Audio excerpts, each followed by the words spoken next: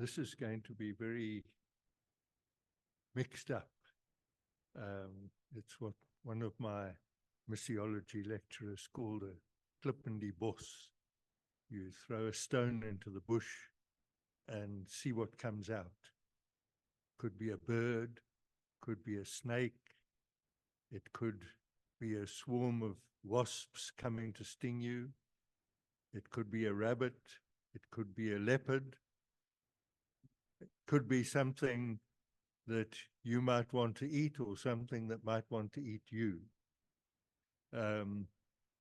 It's just a phenomenon that I've started noticing when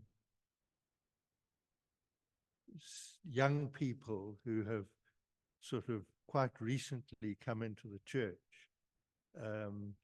suddenly start spouting very right-wing political ideas. And I got to wondering why this might be. This also shows that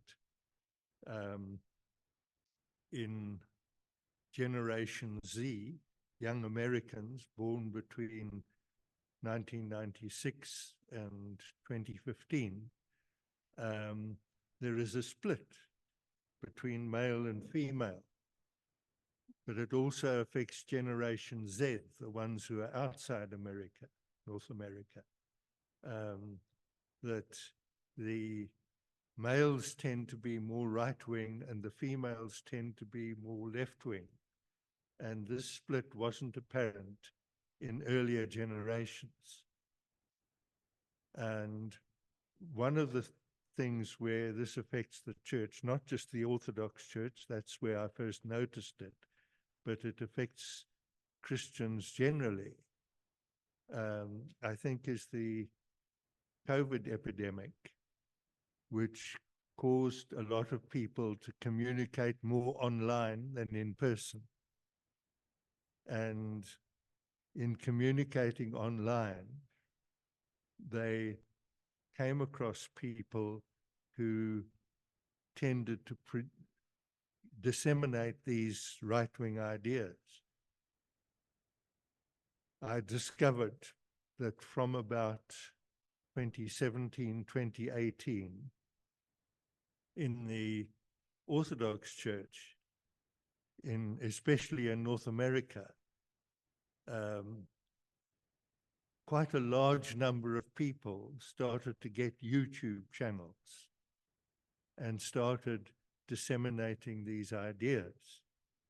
And a lot of the younger people who have come into the Orthodox Church have come because they have heard these things online. That's the current age of a recent survey of conversion respondents. They had in the people who responded to the survey.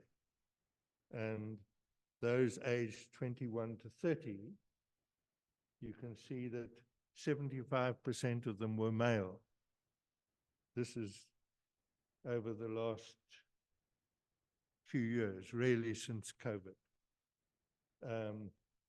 And so as you go down, the older people, the generation, the sexual gap narrows a bit, but not altogether. There are still more males than females, but it's particularly noticeable in the younger people where large numbers are coming in. Now, in talking about this, you can see the male and female at different periods, and again, more after 2019. And you can see that what they were previously, and again, most of them were mainline Protestant. Some were evangelical or other Protestant, and some were Roman Catholic. But in all of them, except the evangelical ones, there's this difference of male and female. Now, one of the things that seems to me to be an attraction and maybe an explanation of why so many of the people who join the Orthodox Church are right-wing is because the Orthodox Church places a high value on tradition. And part of this is because of history. The Orthodox Church, in its theology, in its ethos, is still largely pre-modern. And so I'm going to talk a bit about modernity and pre-modernity and post-modernity. The Orthodox Church didn't experience the three main characteristics of Western modernity, which were the Renaissance, the Reformation, and the Enlightenment. Those three shaped Western modernity, which has then spread through the world as a kind of culture and worldview. And one of the features of modernity is that it doesn't like tradition. Newer is better. You talk to modern people and they will say things like, nobody can possibly believe that in 2024. Because if it's in 2024, then last year's fashions, last year's beliefs, last year's music are out. So tradition is not part of it. But there are people who don't feel at home in this kind of atmosphere. They feel a bit threatened by change, and so they look for something that's more traditional. And modernity is also shaped primarily, I believe, by the invention of printing. Printing changed the way people see the world. And these three eras or three kinds of worldviews were developed by historians, particularly in the 19th century. And the history as an academic discipline came about really in the 19th century. And historians, Western historians, because that's where history appeared as an academic discipline, the Western historians divided history into three periods. There was modern history from about 1500 onward, and there was antiquity before 500, and those were good and worth studying. And then in between, there was a period they didn't know what to do with, so they called it the Middle Ages, because it came between the two important bits, antiquity and modernity. And so these three periods really shaped the idea of modernity as a worldview and as a thing. And it was, as I said, it was shaped by the invention of printing. And before that, people lived in a world where they could use all their senses and they could use all their faculties to appreciate the world and to communicate. So when you come to the Holy Scriptures, we talk about the Bible, but the Bible is something that came about with printing. Before the invention of printing, people heard the Holy Scriptures. They heard them read in a community setting in the church. Printing meant that people could take it away and read it individually and not in the setting of a community. And so the way in which people experienced the Christian faith changed. And modernity meant that people would follow individual ideas. They would get their ideas from printed books, whereas previously people would meet it in community. And this is one of the things about hearing things online, that a lot of people who, during COVID, churches didn't meet. They didn't encounter a community. They heard a voice, one person's opinion, telling them what to think. So the people who were unhappy with modernity, people who felt a bit threatened by change, thought that tradition could be something that would give them a sense of security. Now, tradition is also a difficult concept because we sometimes think, what if it's a bad tradition? Where does the word come from? Our English word tradition comes from a Latin word, traditio, which means to hand over. Tradition, in the sense used by the Orthodox Church, means handing over the good news, the message of Jesus Christ. You hand it over to other people. You pass it on. But it can be good or bad, depending what is handed over, by whom, to whom, and why. The same word, the same concept, was the people who handed Jesus over to Pilate to be crucified. So tradition also leads to the English word traitor, which means someone who hands their country over to the enemy. So it can be good or bad, depending on what is handed over, by whom and to whom. And you can also find that people become traditionalists. There's a difference between tradition and traditionalism.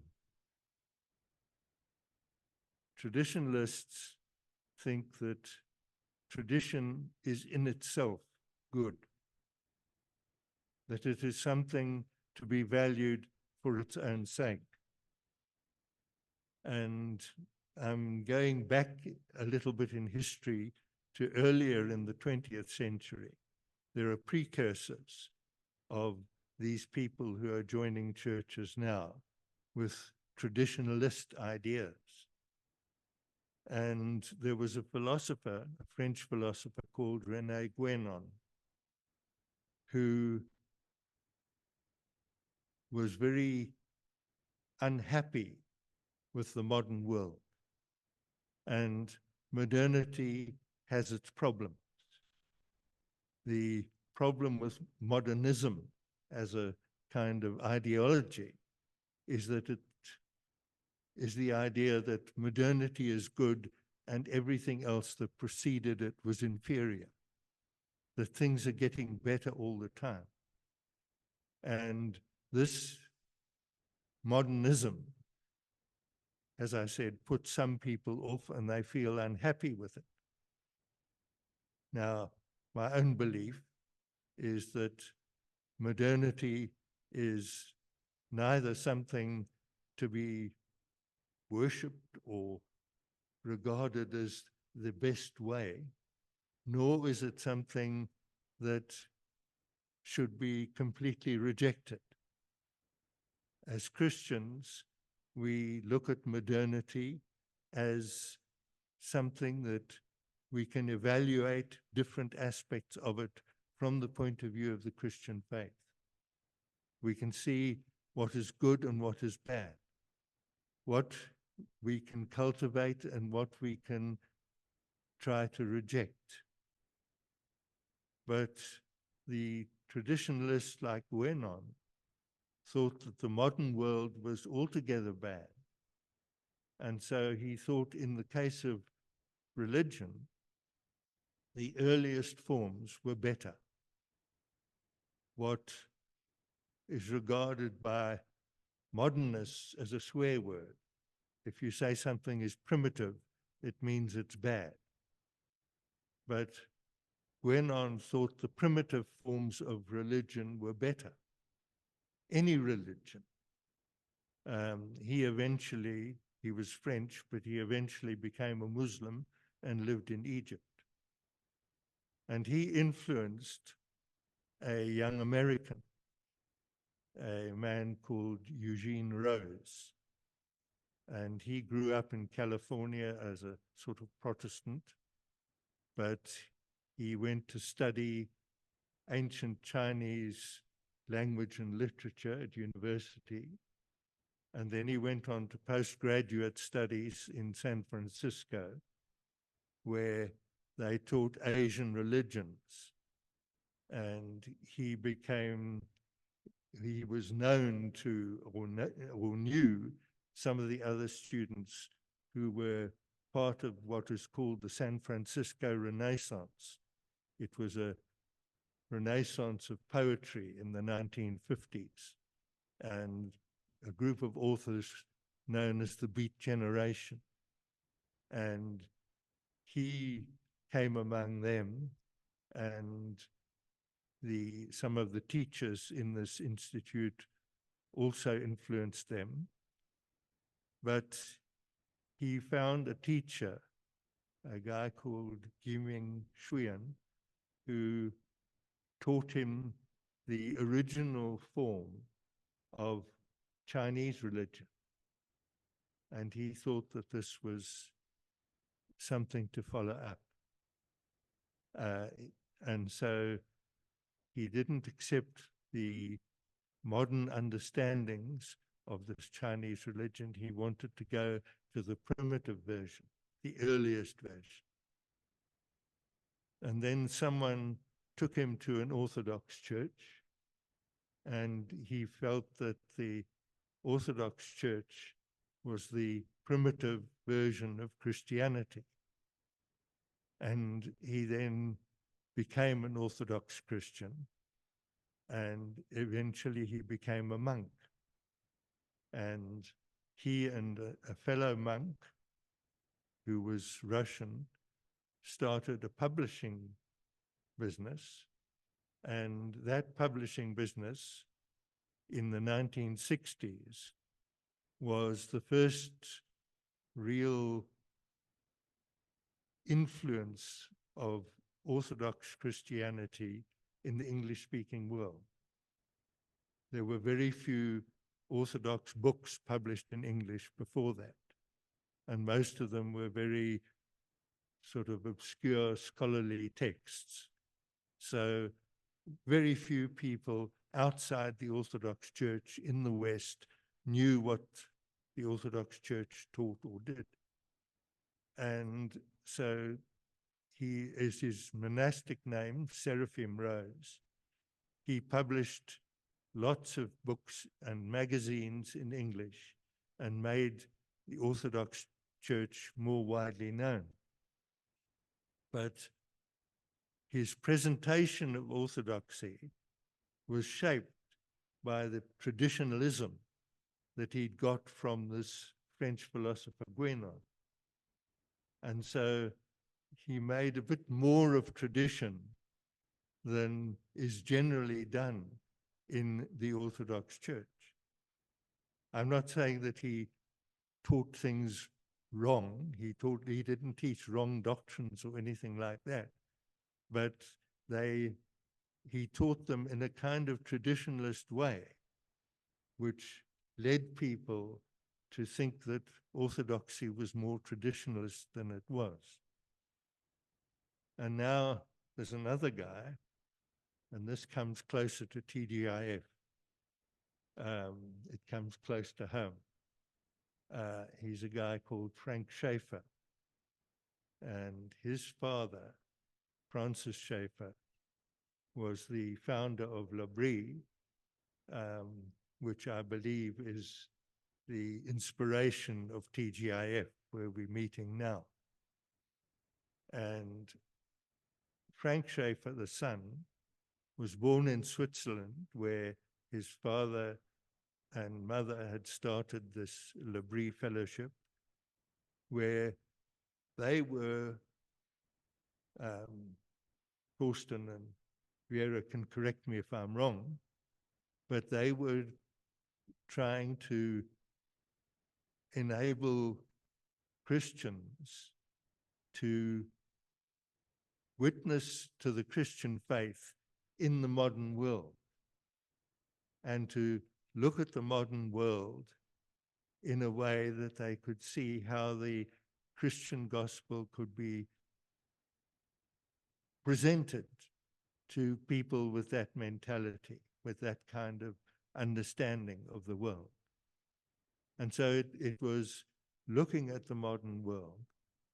The son, Frank Schaeffer, went to study in America, and he found that the modern world there went very much against his values. And so he moved to a kind of traditionalist, rather right-wing understanding, and tried to persuade his father to do the same. I've been told by someone who knew his father in the 1960s that his father didn't move in that direction, but Frank Schaeffer did. And he then wrote a series of books criticizing American culture as he saw it. They were books with very catchy titles, but the content wasn't so good. One of his titles, which I rather liked, was Sham Pearls for Real Swine. And he thought that American culture was all real swine, and he attacked it. And then he discovered the Orthodox Church, which was more traditional, and he had become traditionalist. And so he joined the Orthodox Church, but continued to preach the same message as he had when he was still a Protestant, but this rather right-wing, anti-modern ideas. And I heard him speak at an Orthodox mission conference in Brookline near Boston in Massachusetts in 1995. And in his presentation, he called for an orthodoxy with teeth. He wanted the Orthodox Church to have teeth and attack American modern culture. And there was a Russian bishop there who couldn't speak much English, and so someone was whispering a translation into his ear. And at the end of this presentation, he asked a question. And he said, "You call for an orthodoxy with teeth, but what will you do if those you want to bite grow bigger teeth and bite you back?" And the question there is, what was he trying to do? What was Frank Schaeffer trying to tell people to do? To be very aggressive in this anti-modernity. And the bishop said, no. He said, we have people like you in Russia. who want to grow teeth like that. And we call them Orthodox Bolsheviks because they had lived through the Bolshevik period in Russia, which had only ended 4 years before. And when it ended, lots of people thought, well, the communist system has collapsed. What can we look for? And a survey taken about that time showed that of all the social institutions that people trusted in the early 1990s, the church was top. They didn't trust politicians, they didn't trust academics, they didn't trust anybody. The only thing they trusted was the church. And so thousands of people were baptized, including a lot of people who had been in the KGB. And their method of persuasion was usually, you do what we say and you believe what we say or else. And that was what this Russian bishop saw in Frank Schaeffer, calling for an orthodoxy with teeth to bite people. Now, Frank Schaeffer eventually changed sides in the American culture wars, and then he now calls himself a Christian atheist or an atheist Christian. He had joined the Orthodox Church not for what it was, not for what it believed, but because he thought it would prop up what he already believed about the ordering of society. And when he stopped believing that, then the secondary thing was less important. And so he drifted away. And that is the problem with anyone who comes to the Christian faith with an ulterior motive. If they believe that it is going to prop up some other belief that they have. As I've said, a lot of people have come into the Orthodox Church because they think it will provide a nice congenial spiritual home for their already held political beliefs, which are very often nationalist and racist and very exclusive, and trying to see that we are in a group that is better than anyone else. And this has spilt over into, I won't say all, but quite a lot of the Orthodox podcast group. So you will find among them, there are a lot of people who come across as very arrogant, very abrasive, very much thinking that we are better than everyone else, and you'd better follow us or else. They have developed this orthodoxy with teeth, and they bite people. And so the people who follow them are ones who have been given or give themselves a name of orthobros or orthobros. I'm not quite sure how you pronounce it, because I've really only seen it written. I've seen it in social media. You see it on Twitter. They come across as very abrasive and attacking people. Now, the Orthodox ones are not the only ones.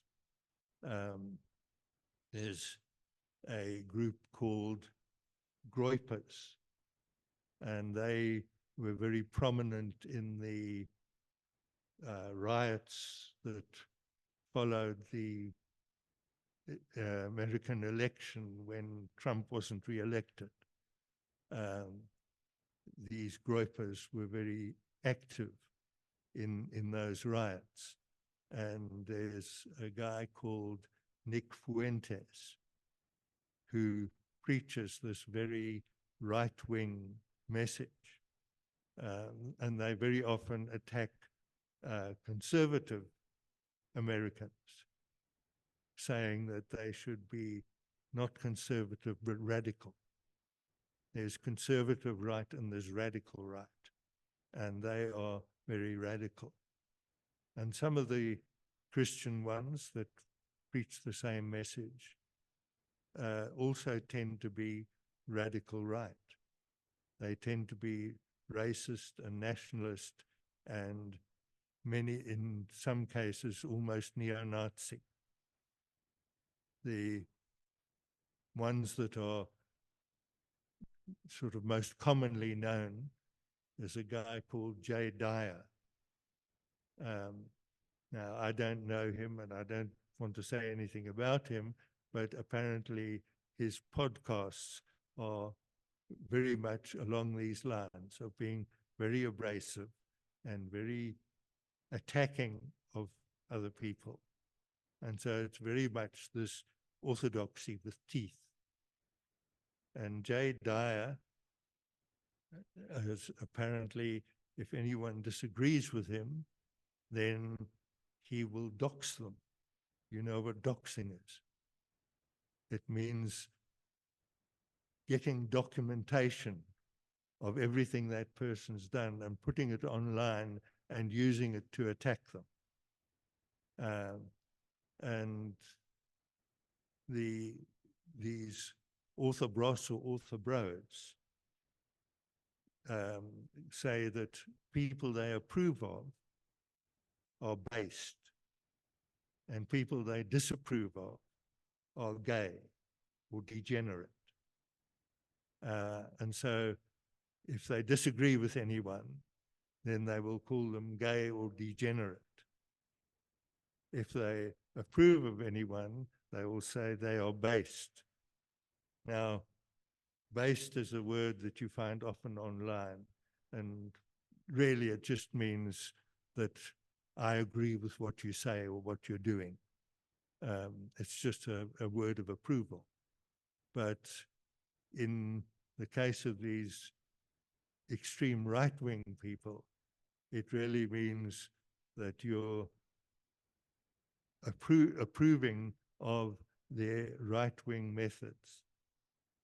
And the problem with this is that people who are taught in this way, people who come to the Orthodox faith in this way, when COVID ended, some of them go and join Orthodox parishes, and the priest teaches them, catechizes them, but doesn't really know where they're coming from, doesn't really know that they have been taught other things and given a different lens with which to interpret all this.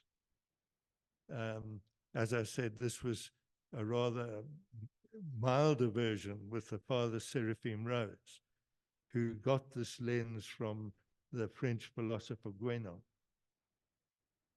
The philosophy of traditionalism also came to the Orthodox Church in a different way through another traditionalist philosopher called Alexander Dubin. And he was Russian. And during the Soviet period, he belonged to a circle of people who studied esoteric religion, occult stuff. And they studied East Asian religions in the light of this Western occult understanding. But Dubin eventually realized that the Western occultism was actually modern. It really appeared in the Renaissance. So he didn't go for that, and he followed rather Guénon of looking for the earliest versions of different religions. And what the traditionalists believe is called the perennial philosophy, the belief that there is a basic thing that underlies the tradition of all religions that comes through all of them. And that tradition is what must be kept. And when the Bolshevik regime fell in Russia in early 1990s, Dubin decided that in Russia, the traditional form of religion was the Orthodox Church. So he joined the Orthodox Church. But he spread his traditionalist ideas. And in Russia, they have spread to some of the clergy and also to some of the people in government. You may have read somewhere sometime of this notion of the Russian world, Ruski Mir. And it's a kind of ideology that is spread particularly by this guy Dubin. And so he's been quite influential in Russia, and again has influenced people with this traditionalism. And as I said, that is not the same as tradition. To be traditionalist means that you think tradition, regardless of its origin, is a good thing in itself. Whereas Christian tradition means handing on what was received, not starting again from scratch each generation, but following on from the generations before. In the Orthodox understanding, we read in Acts chapter 2, verse 42, says the first 3,000 people who were baptized continued in four things: the apostles' teaching, the apostles' fellowship, the breaking of bread, and the prayers. And the Orthodox traditional understanding is that the Orthodox Church has continued in those four things from that day to this, without a break. There is a continuity, and that is what we call holy tradition. But not all tradition is holy, and especially not all tradition of the traditionalist philosophy is holy. There's a third well-known traditionalist, a guy called Giulio Evola, who was Italian, and he was very much fascist. And from that, we can come back home to South Africa with something that now in our day we regard as discredited, but is suddenly having a revival of popularity in North America, and that's Christian nationalism. Now, in 1942, B.J. Vorster, one of the former prime ministers of South Africa, said, "We stand for Christian nationalism, which is an ally of National Socialism. You can call the anti-democratic system dictatorship if you like. In Italy, it is called fascism. In Germany, it is called National Socialism. And in South Africa, Christian nationalism. And Christian nationalism as a philosophy or an ideology gave birth to the policy of apartheid, which eventually became an ideology in its own right. When apartheid was introduced, the word appeared in the 1930s from a Dutch Reformed missionary, and then it was adopted in 1948 by the National Party of Dr. Malan, which already had the philosophy of Christian nationalism. And apartheid was originally a kind of election slogan, because the previous government of the United Party was looking for ways to soften segregation. And the National Party, in its election thing, was saying, no way, there must be apartheid. We must separate black and white completely. And eventually, apartheid became an ideology of its own. But this Christian nationalism is now growing in America. And I've mentioned the Orthodox roots of traditionalism, but there are others as well. In the Roman Catholic Church, there's a movement called integralism, which wants to revive what was called Christendom, Christianity in alliance with secular power. And this idea of integralism is that the church should be integrated into the state, and the state should therefore be the instrument of imposing Christian values on everyone. Now, imposing Christian values on everyone isn't actually gospel. It's not good news, because Christian values without Christ become a mere ideology.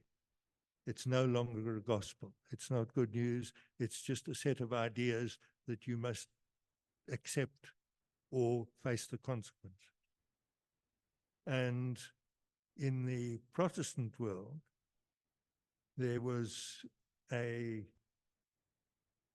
guy called Rushduni who believed that Christians should seek to control the government and the economy and have a kind of theocratic society. They called this idea theonomy, which means God's law, applying God's law. So he wanted to apply the Old Testament law in the state, make the 10 Commandments the constitution of the state, that kind of thing. There was another movement called the New Apostolic Reformation. And this started as part of the charismatic revival of the 1950s and 1960s, where a lot of people outside the traditional Pentecostal churches rediscovered the gifts of the Holy Spirit. And there was a group of people in Florida, in a place called Fort Lauderdale, where they developed this new ecclesiology based on St. Paul's list of some ministries in the church in Ephesians, where he said he gave some to be apostles, some prophets, some evangelists, some pastors and teachers. And so they sort of rigidified these 5 ministries, and they said that they had disappeared after the last of the apostolic age, the people who had been apostles in the time of Jesus. After the last of them died, it disappeared. One missiologist, Ralph Winter, called this the Bobo theory of church history, that the light of the gospel blinked off after the last of the apostles died and blinked on again at the Reformation. And Ralph Winter said the people who originated this were actually the Mormons, because they believed there were early saints and there were latter-day saints, being the Mormons, but there were no saints in the middle. And that's the same attitude as the historians, who said there's the modern age and there's antiquity and then there's the middle. What's the middle? Meh. Nothing. And so they despised the middle. And so Ralph Winter said the idea that there are no saints in the middle is wrong, and he actually took people back to see that. But these 5 said, no, the pastors and teachers had disappeared, but they were restored during the Reformation. The Reformation was led by the reformers, who were the revived pastors and teachers. And then in the 18th century, when there was a lot of the evangelical revival, there were people like John Wesley, and there were people in North America, traveling evangelists. And they said, in that period, the period of the Great Awakening, was the revival of the evangelists. And then the Pentecostal movement at the beginning of the 20th century was the revival of the prophets. But now in the middle of the 20th century was the revival of apostles. And these five then appointed themselves as apostles and started the new apostolic reformation. Now, I heard this from one of these guys called Bob Mumford, and he was a very popular preacher in the 1970s. And he gave this teaching at what was then called the Hatfield Baptist Church. And he appointed the pastor of the Hatfield Baptist Church as the apostle of Pretoria. Said God has given him the city of Pretoria.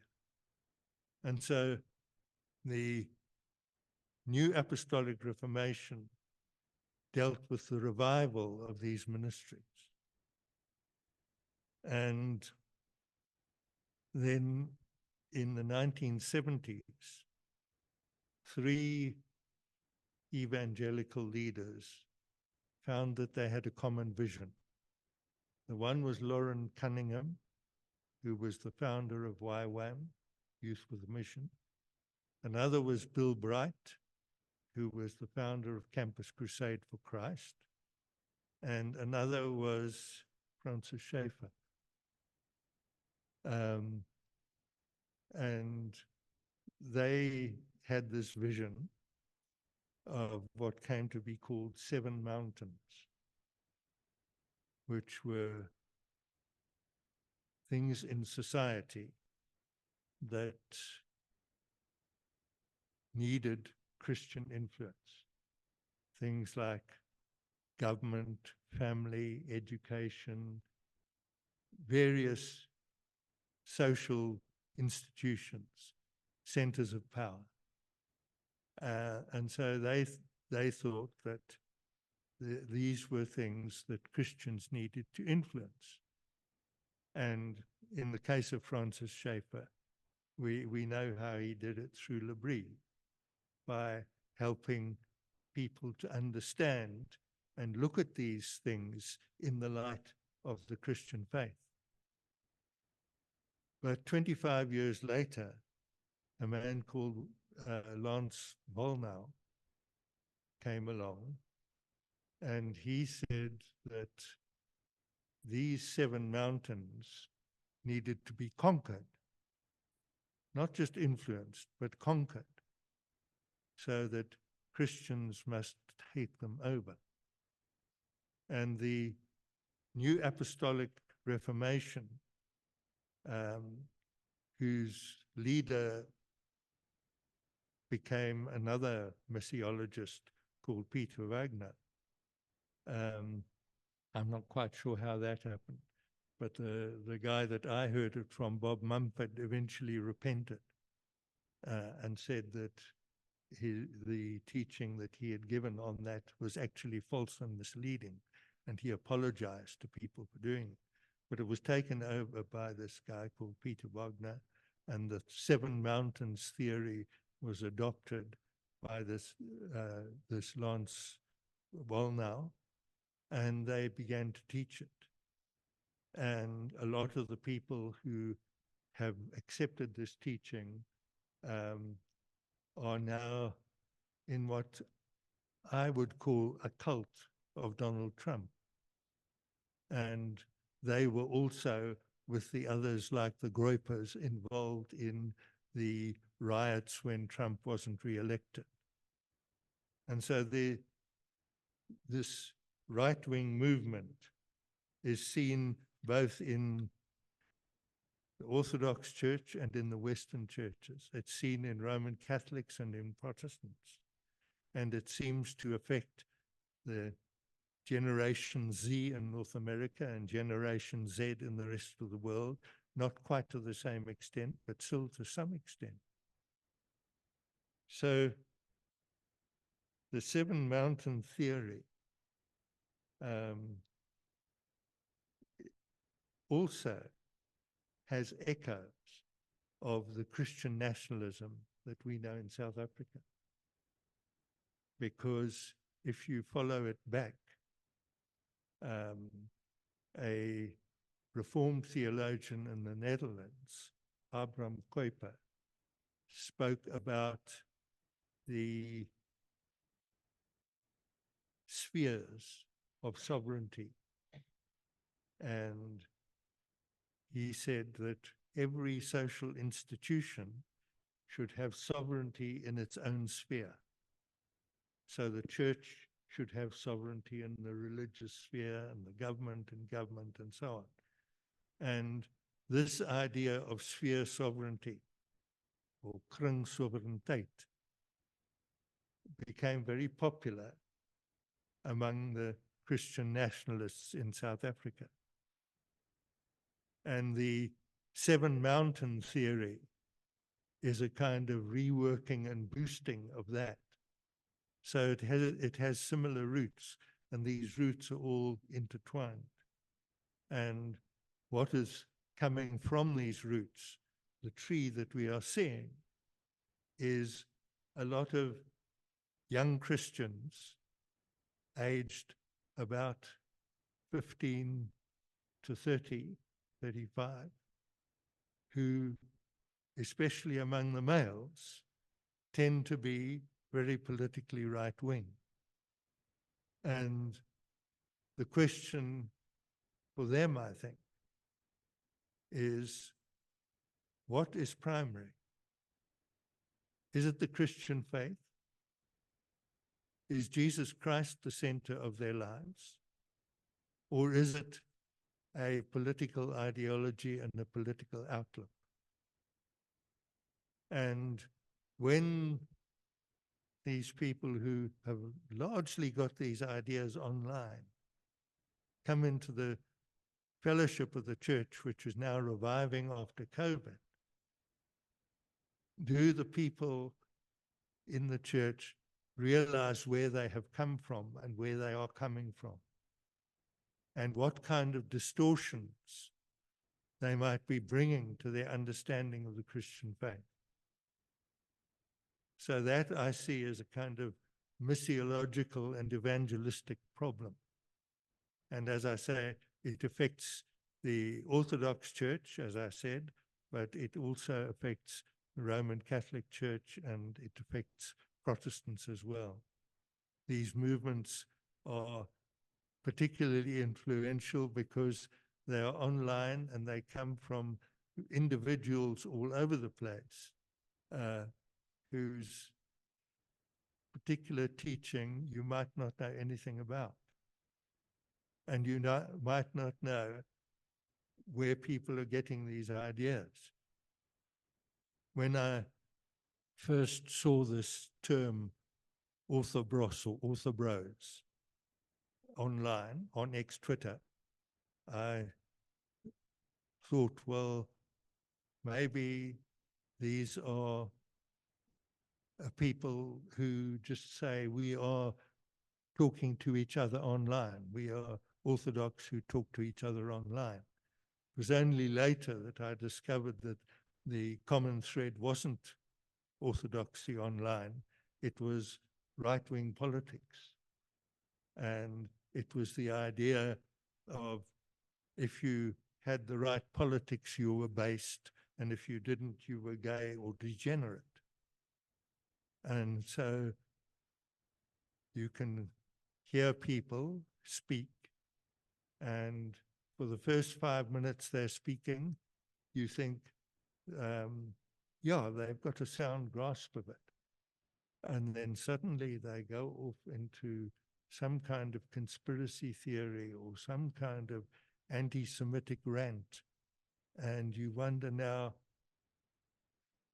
have they put these things together right? So I think that's enough to see what comes out of the bush now. This my klip in die bos. So what's coming out? Tell me. Okay, so online we have this question. Given the fact that Father Seraphim Rose outright rejected QAnon and parentalist thinking, is this in his Orthodox writing? I'm curious as to how Father Stephen thinks that Father Seraphim was influenced by QAnon. Was it perhaps a sort of subconscious aspect of his ethos? Yeah, I think when he became Orthodox, he couldn't accept the idea of Guénon, that of this perennial philosophy in which all religions are equal and in their primitive form have equal truth. He obviously couldn't accept that. But what remains was an element, not overwhelming, because in what he taught, except in possibly a few things, what he taught was traditional orthodoxy. But in traditionalism, there was still an element of that traditionalism in it, of not just receiving and passing on the tradition, but interpreting it in a traditionalist way, not terribly strongly. And he didn't, like Frank Schaeffer after him, sort of call for an orthodoxy with teeth. He was always very gentle and very loving. And again, he introduced orthodoxy to English-speaking people at a time when there was very little literature on it. So I'm not saying he's a bad guy or anything like that, or that he preached heresy from Guénon, but just that traditionalist way of interpreting tradition, a little bit of it continued.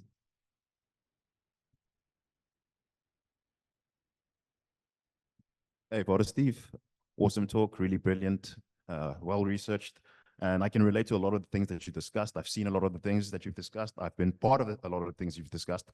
And one of the things I was wondering about then is, of course, you focused on right-wing politics primarily because you're seeing the abundance of young males who are adopting this set of politics. Would you say there's any coherent relationship between Christianity and right-wing politics, or is there some inherent conflict?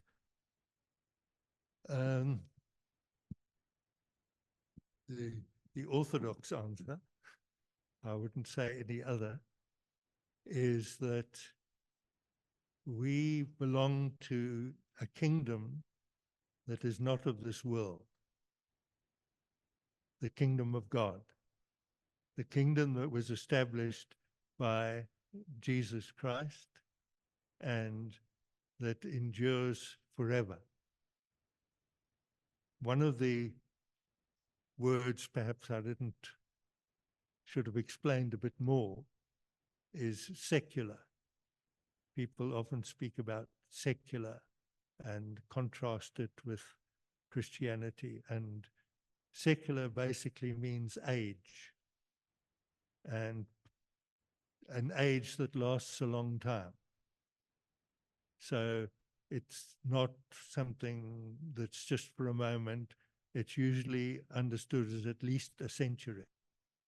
And in Orthodox, we usually end prayers by saying, now and ever and unto the ages of ages. In Russian, it's Veki Vekov. And in Russian, it can also mean the century of centuries. But it actually, theologically, it means a much longer thing. And so we say we believe in the life of the age to come. In English, it's often translated world, and world means a place where human beings live. So secular means the kingdoms or republics or dictatorships of this world, worldly governments. And as Christians, we cannot say that any of those is the kingdom of God. They can show the image of the kingdom of God if they are good governments. And the better they reflect Christian values, the better we would say the government is. But the governments which are the worst reflectors of Christian values are the extreme right-wing ones, like the Nazis, because they taught the opposite of the Christian faith. There was once a critique of the ideology of apartheid by Christians in South Africa. And what they said was that apartheid is worse than a heresy. It's a pseudo-gospel, a false gospel, because the gospel, the Christian gospel, is salvation through Jesus Christ. And it's salvation through grace, through the free gift of God. It's not something that we work for. And the apartheid ideology really taught salvation through race, not grace. And that's what the Nazis teach, is salvation through race, not grace. And so any racist doctrine that shows that race is the overriding important thing is something which is counter to the Christian faith and does not reflect the kingdom of heaven. When the first Roman emperors became Christian, there was a bit of a problem of saying, now how can we understand this, where the secular power, which was the enemy of the Christian faith and very often persecuted Christians, what do we do when the emperor becomes Christian? And the Orthodox answer was to say a Christian emperor or ruler should strive to be an icon of Christ, a reflection of Christ's kingdom. Now, when you see the kind of arrogance and abrasiveness of some of the right-wing Christians, Jesus said, you'll know them by their fruits. And what are the fruits? Love, joy, peace, faithfulness, gentleness, self-control, patience. As in the Orthodox Church, we pray during Lent, particularly every day. Lord, grant me to see my own transgressions and not to judge my brother. Give me the spirit of chastity, patience, humility, and love, not arrogance and pride and putting other people down. So as Orthodox Christians, and I'm sure other Christians as well, we are to judge any human government by those values, by the fruits that St. Paul said we should know them by. And so the extreme right-wing ones and extremely authoritarian ones and totalitarian ones that sort of torture people and try to force them to conform to the ideology, those are very, very far from the Christian faith.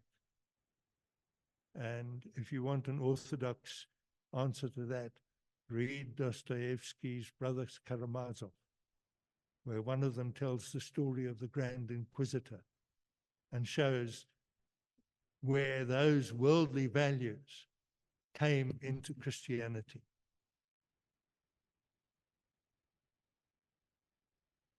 Any more? Maybe lastly, leaning on another question on Zoom, we didn't really respond very well to your, let me throw something out there. What do we do now?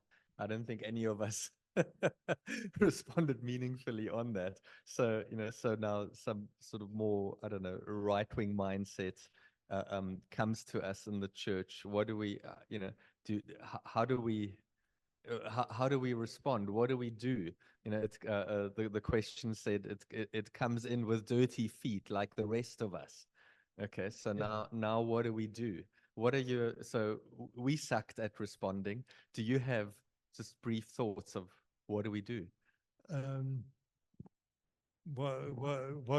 That's what I'm trying to feel, you see, by throwing the stone into the bush is, but the thing I think we need to do is to be aware that this is happening, to be aware that some of the young people, not all of them, but some of them who have sort of discovered the Christian faith in some form or other online, when they start coming into a Christian community, to check just how much they know, because they can know an awful lot of head knowledge because they've been told it. And they can spout doctrine and tell you that you're a heretic because you believe this or that or the other, or because you don't believe this or that or the other, but they don't have a merciful heart.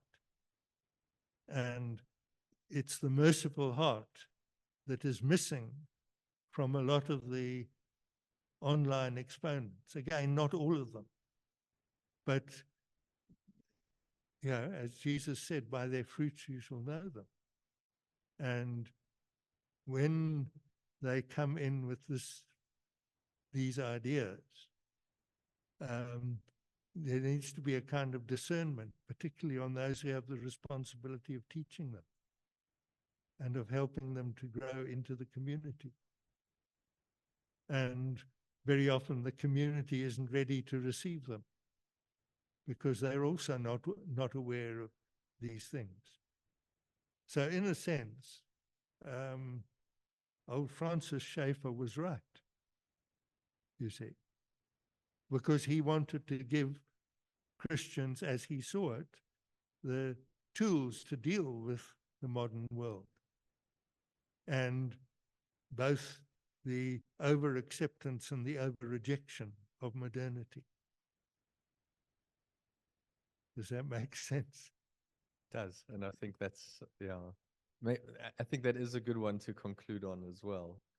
And just this, okay, I'm going to try and re-summarize and I'm going to botch it, but so if you come into real community, you should be able to then see things or experience a jarring of stuff you've brought along that's perhaps not entirely in line with the values and the ethos and even the content of the gospel message, and that should lead. Either then, I suppose, then you're left with a decision. Either then you'd need to say, no, hang on, this gospel isn't what I was looking for, or you do allow the gospel to transform you more. And that is, I think, true for all of us, right? No matter where where our political leanings are. Am I summarizing all right? Yeah, and I think eventually the people who sort of come in and either haven't encountered Christ or don't encounter him when they're inside will eventually drop out because they haven't found the support for what they really wish. But of course, our best wish for them and our prayer for them is, Is yeah. that they do, you Yes. see. And Okay. that's like our responsibility is to have that kind of witness. And the best witness is to show that love. And the temptation is to simply denounce them. And that's when you have sort of gone over to the enemy, what people now like to call the dark side. Yeah. And the challenges we all come with dirty feet. Yeah. So it is, yeah. We need grace, as you say. Stephen, I think like we're on 10:02, so I think we need to stop. But thank you again so much. I think this really worked. Thank you so much for doing this and for all your hard work in researching and prepping and delivering. Really appreciate it. Thank you. Thank you.